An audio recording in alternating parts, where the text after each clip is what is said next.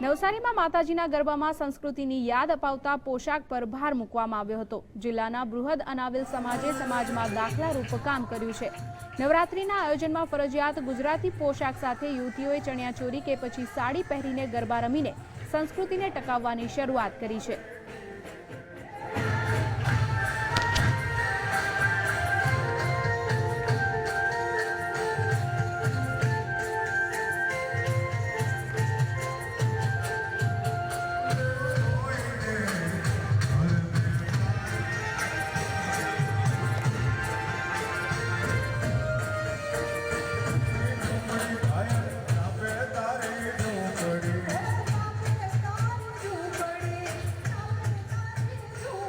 Traditional Navratri છે। અમારો એક જ આગ્રહ રહ્યો છે કે બને એટલી વધુ ટ્રેડિશનલ રીતે આ નવરાત્રીને ઉજવીએ।